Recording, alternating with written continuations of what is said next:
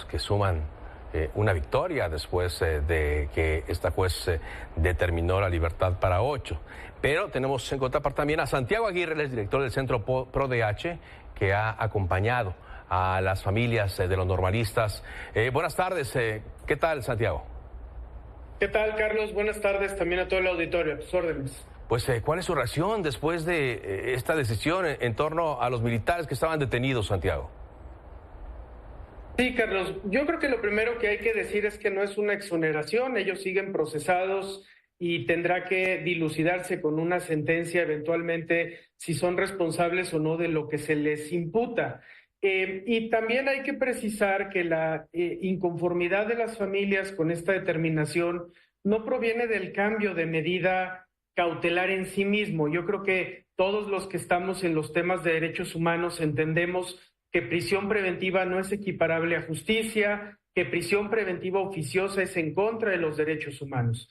Pero aquí lo que llama mucho la atención, Carlos, es que cuando se trata de militares procesados en casos de graves violaciones a derechos humanos, estamos viendo que estos nuevos criterios se aplican de manera muy expedita para el cambio de medida y desde nuestra perspectiva, incluso cuando no hay la prueba suficiente para hacerlo. En el caso de los militares, por ejemplo, se les permite que vayan a prisión domiciliaria cuando ni siquiera han acreditado sus domicilios particulares en la causa, aduciendo solo el hecho de que se les puede notificar en el campo militar número 1. Algo que si a ti o a mí o a cualquier persona del auditorio nos acusan el día de mañana de crímenes graves, no se nos permitiría. Entonces, es ese trato desigual cuando hay militares procesados del que se duelen las familias, y previendo que en este tema toda la carga discursiva del gobierno federal se centre en el Poder Judicial y no siendo del interés de los familiares de los desaparecidos quedar en medio de esa pugna, nos es muy importante también subrayar, Carlos, que detrás de estas decisiones está las deficiencias de la Fiscalía General de la República en el caso de la Unidad Especial para el caso Ayotzinapa, que desde que cambió titular va de derrota en derrota, Pues sí. Pero también de la intervención de la Sedena, Carlos, porque tenemos abogados particulares acudiendo en medios a defender esta resolución. Nosotros lo que vemos en audiencia es que abogados militares siguen interviniendo y ese apoyo institucional del ejército a los acusados desde la percepción de las víctimas genera mucho la percepción de un apoyo institucional que abona la impunidad, ¿verdad? Sí. Ahora, Santiago, ¿qué pasa a estos casi 10 años de los hechos? Porque pues vemos este tipo de situaciones. Usted nos dice el tema de la investigación que no es sólida. Nosotros le hemos dicho el fracaso de la Fiscalía General de la República en presentar los cargos. El tema de Alejandro Encinas, que llamó mucho la atención y después se fue.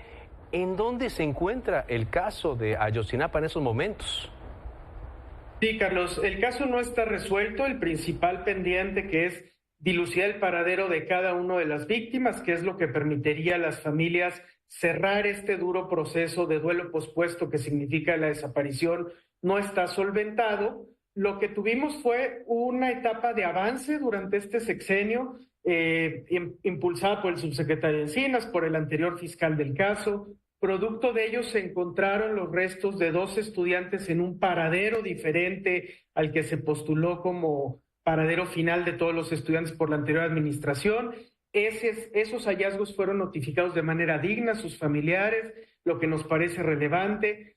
Hubo también un intento importante de procesar a quienes acudieron a la tortura para la investigación, algo que nos parece no menor frente a un crimen que, como la tortura, suele quedar impune en México, pero ese camino en el que iba la investigación entró en crisis desde 2022 con la renuncia del anterior fiscal, la salida de los expertos internacionales que estaban ayudando y también con la renuncia del subsecretario Encinas. El factor común de esas salidas es que se toparon con un ejército muy empoderado, como el que tenemos en el presente, que ha obstaculizado que la investigación avance, y con una fiscalía muy disfuncional que en este sexenio ha retrocedido, y hasta ahí llegó la investigación. Aparentemente hoy lo que tenemos son distractores que atribuyen a las organizaciones u otros actores responsabilidades que más bien son del gobierno. Ojalá que en los meses restantes de la administración se pueda avanzar más.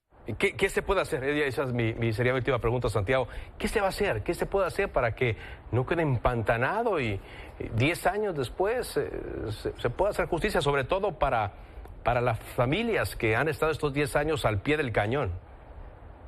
Las búsquedas en campo deben seguir, Carlos, y ahí tenemos que reconocer que hay un grupo de servidores públicos que se juegan todos los días la vida buscando fosas clandestinas en Guerrero, un estado que hoy gobierna el narcotráfico, y por eso hay que reconocer a esos servidores públicos que están en esa tarea, pero al mismo tiempo hay otros pendientes que no están cumplidos. La Secretaría de la Defensa Nacional sigue sin entregar los documentos del Centro Regional de Fusión de Inteligencia de Iguala, que serían importantes para entender el contexto del caso, y funcionarios que tuvieron responsabilidad en las torturas, como Tomás Herón de Lucio, siguen prófugos. Entonces, hay pendientes en el caso, de ninguna manera podríamos afirmar que esté resuelto, y el panorama hacia adelante no es optimista, faltando muy poco tiempo para que concluya la administración. Pues claro. Gracias, Santiago, por esta entrevista, muy amable. Buenas tardes. 10 años después, y vean lo que nos encontramos.